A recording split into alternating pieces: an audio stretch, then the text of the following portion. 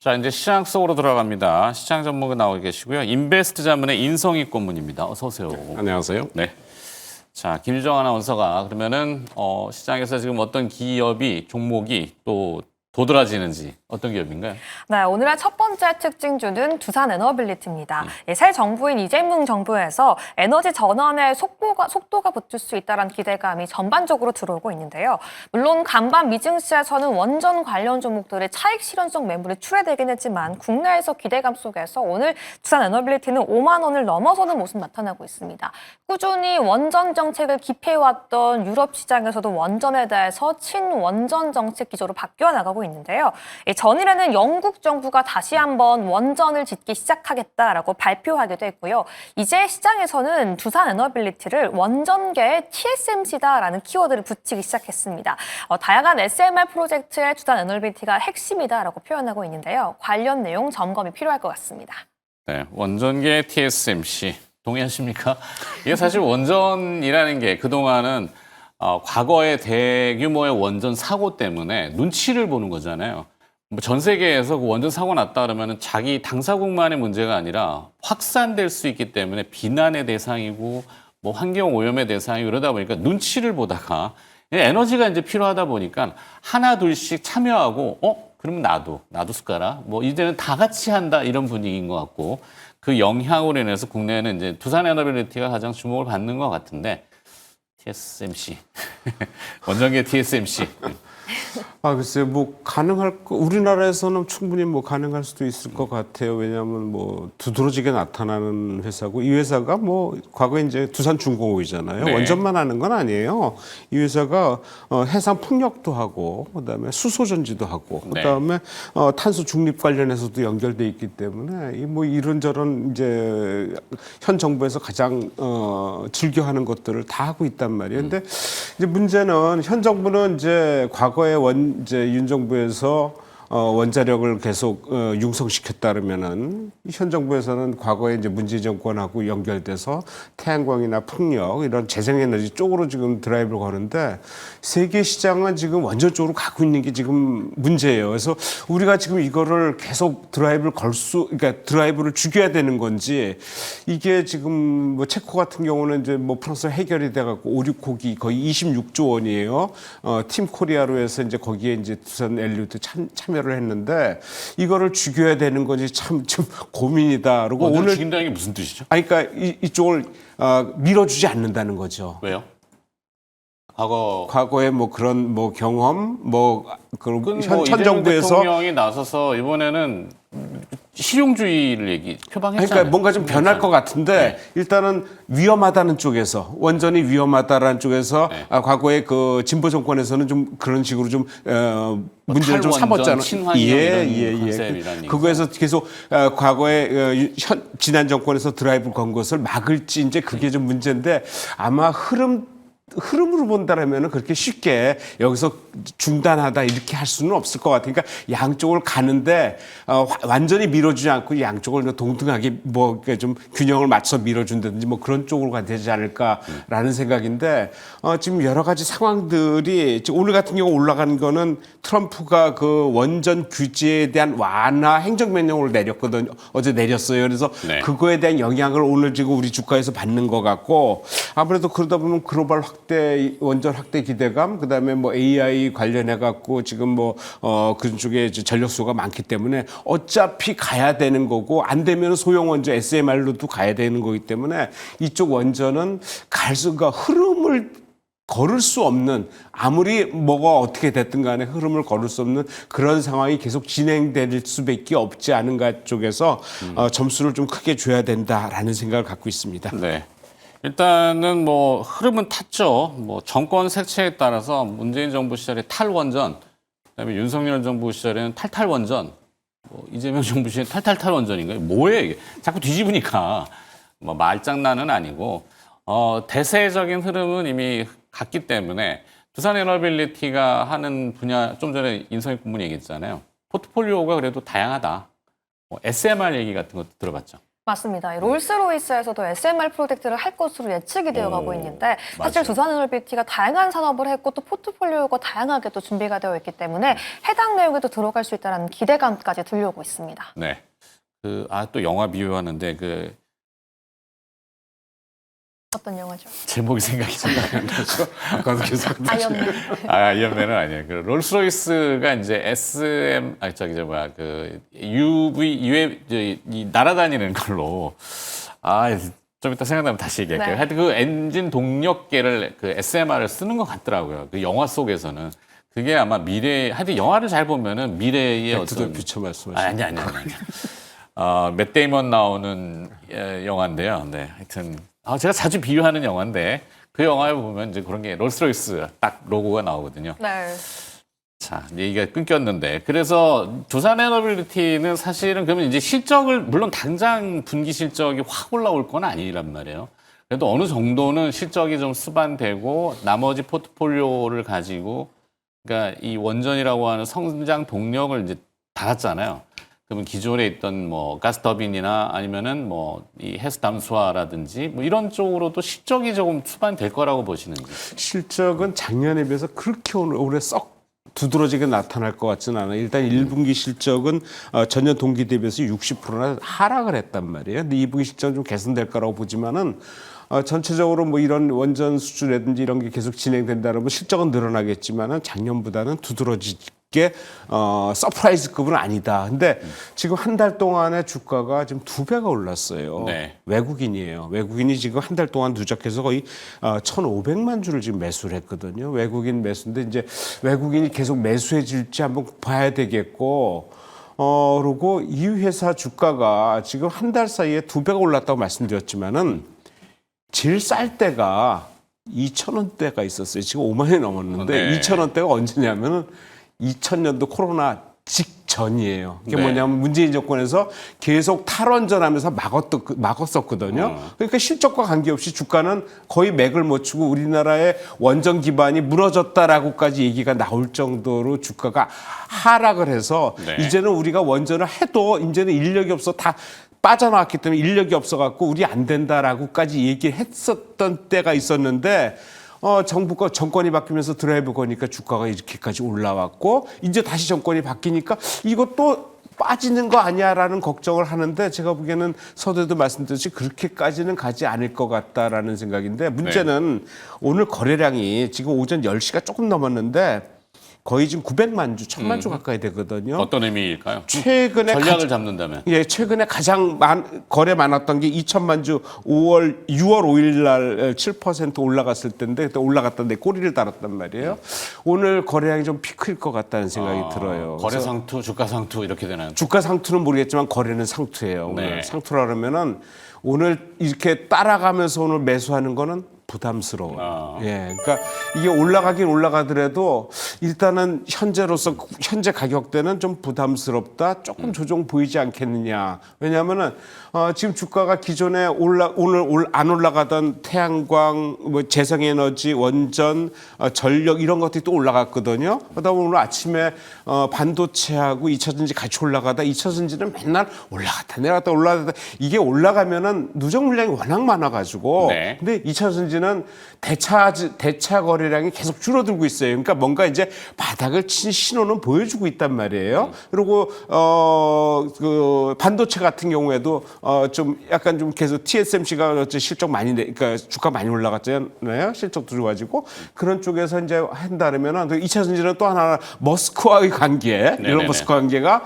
아주 안 좋았다가 조금 더 좋아. 그쪽은 진짜 모르겠다는 생각인데 일단은 그것도 흐름이 2차전지 그러니까 자동차는 흐름이잖아요. 그렇다면 중간에 많이 올랐기 때문에 어느 정도 이제 좀 캐즘 때문에 막히긴 했어도 대세의 흐름은 막을 수 없다라는 쪽에서 그쪽도 어차피 갈 건데 그렇다면은 지금쯤이면 바닥권. 그러니까 돈의 흐름이 딴 쪽으로 움직일 수 있는 구멍이 있느냐 쪽에서 지금 이쪽 원전 쪽은 상대적으로 너무 단기적으로 많이 올라갔다. 이제 흐름이 좀 바뀌지 않겠느냐. 그리고 오늘 주가 거래량이 피크다.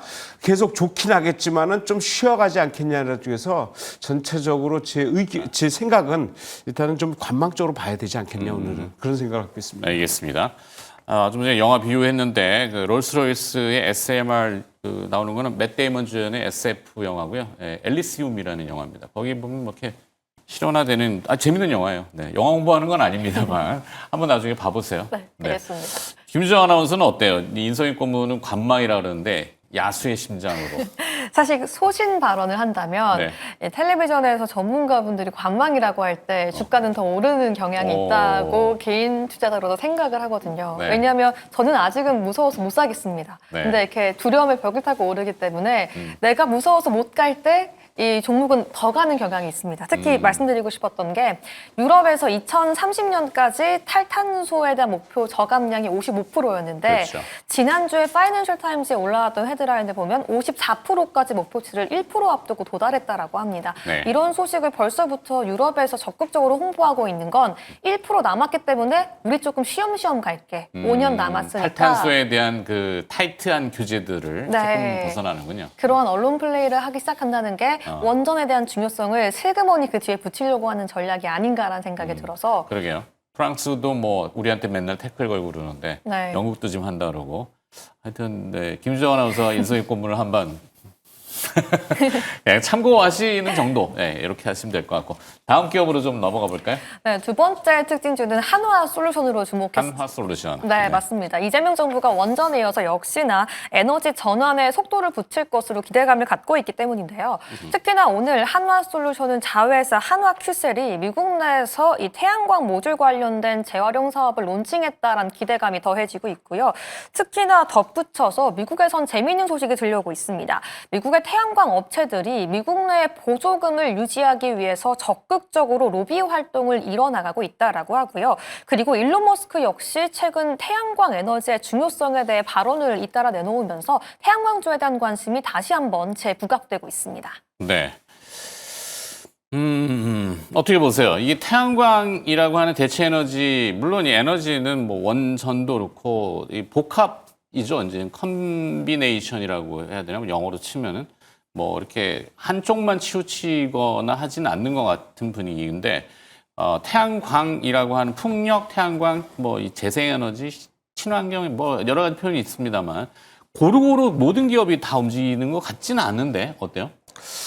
아무래도 좀 전에 말씀드렸던 그러니까 첫번에 했던 두산 에너비타가 대척점에 있는 그런 상황인데 과거에 그런 거 있잖아요. 보완제 내 대체제. 근데 지금 개념이 꼭 대체제가 생기고 보완제가 있는 건 아니고 같이 올라가는 경우도 많이 있거든요. 그러니까 옛날에 버터와 마가린하고 관계를 갖다 대체제라고 얘기를 했는데 지금 본다 그러면은 글쎄 이쪽이 원전이 한다고 태양광을 막고 태양광이 재생에너지 새로운 정부 들어서 재생에너지 한다고 원전을 막고 이럴 상황은 아닌 것 같고 문제는 이 회사의 이제 실제적으로 능력이나 실적 그다음에 확장성 이런 것들이 어떻게 진행되느냐 지금은 이제 그런 쪽을 봐야 될 것 같고 원전 태양광 재생에너지 중에서 가장 지금 빠르게 올라간 게 대명에너지가 가장 빠르게 올라가는 것 같고 그다음에 OCI, 하나솔루션 그러니까 이 세 종목 정도를 봐야 될 것 같은데 일단 하나솔루션 같은 경우에 최근에 좀 많이 올랐잖아요. 오르고 네. 오늘 같은 경우 좀 많이 올랐는데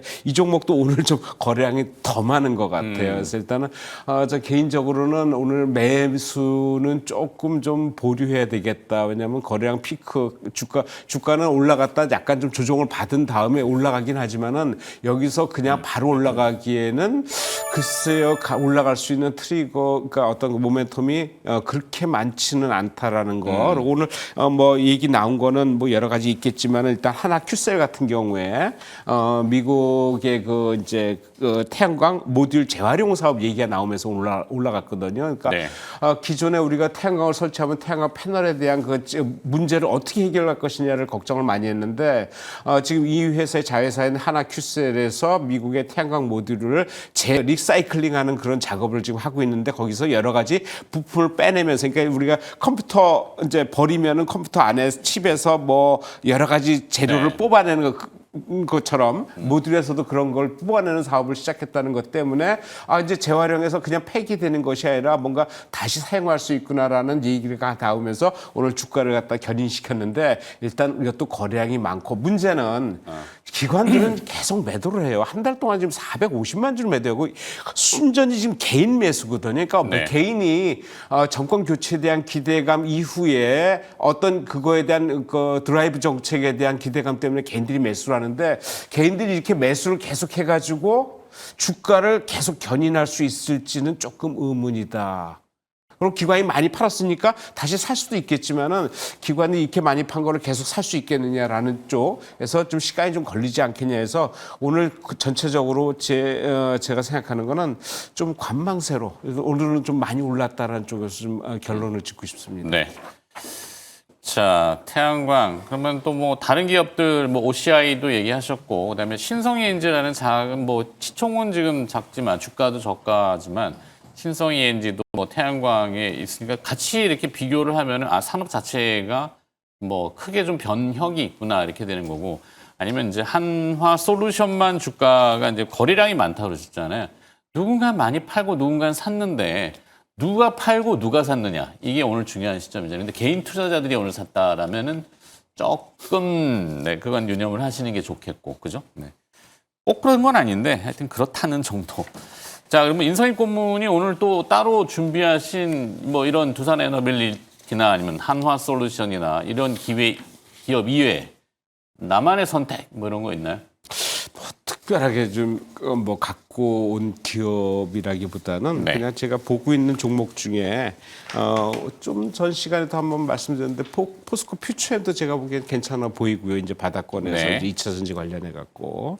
근데 오늘 올라가는 종목 중에 다날 같은 것도 이제 코인 스테이블 코인 관련해 가지고 오늘 그래도 상당히 버티는 거 봤는데 어제 오늘 그제 계속 많이 올라가 갖고 좀 부담스럽긴 한데 이 어떤 일정 부분 조정을 보이면 좀 올라가지 않을까 보이고 그리고 RFHIC라는 종목이 제 눈에 좀 들어오는데 네. 이 회사가 이제 오늘 좀 쉬고 3일쯤 쉬고 있는데 그 전까지 좀 강하게 이제 강하게 가다가 이제 쉬고 있는데 실적이 너무 좋아요. 실적이 올해 예상 영업이익이 전년 대비해서 한 10배 이상 날 것 같아요. 그러니까 그러니까 재작년에 영업이익이 3억, 작년에 15억이 났었는데 전혀 시세를 못 받았거든요. 네. 그러다가 올해 갑자기 1분기에 37억이에요. 그 2분기 예상은 30억 정도 예상한다면은 올해 한 150억 이상 200억 정도까지 난다면은 작년 동비해서 영업이익이면 10배가 나거든요. 그래서 그런 쪽에서 한번 관심을 가져보면 어떨까? 이 회사가 지금 무선 통신을 하는 회사인데 네. 지금 그 방산용 그 고주파 전력 증폭기를 하는 회사거든요. 그래서 네. 그런 쪽에 방산 관련해 가지고 그래서 기존의 그 무선 통신 5G, 6G가 올라가는데 그쪽에서 좀 적자가 좀 메꿔지고 있고 방산은 확대가 되고 있고 그렇다면 그러면서 올해 실적이 엄청 좋아지는 쪽으로 나오거든요. 그래서 그런 쪽에 저는 한번 이쪽 오늘 3일 최근에 좀 올라가다가 3일 조정 받았다. 근데 빠지면 조정을 받으면서 거래량이 크게 늘지 않거든요. 그러니까 갖고 있던 사람이 지금 이 조정은 받지만은 팔 때는 아닌 것 같아. 그렇다고 갖고 있다 보면은 장이 오늘 이쪽으로 갔다 저쪽으로 갔다가 이제 다시 이쪽으로 오게 되면은 그때 또 매수세가 몰린다 그러면 또 올라갈 수 있는 그런 상황. 그러니까 어느 정도 피크를 치고 꼭지를 보려면은 거래량이 터지고 주가가 쫙 올라갔다 봉을 만들고 빠져야 되는데 그런 현상이 아직 안 보이거든요. 그렇다면은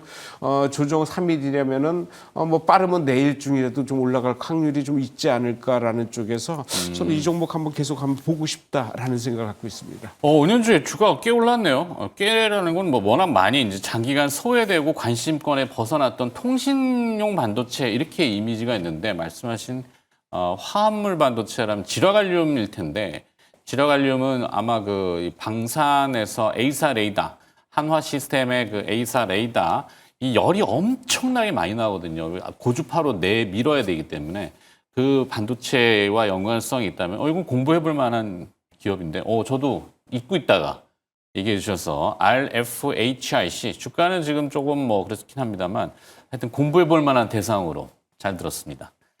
네, 시장 이야기 들어봤고요. 인베스트 자문의 인성익 고문이 수고를 해주셨습니다. 고맙습니다. 예.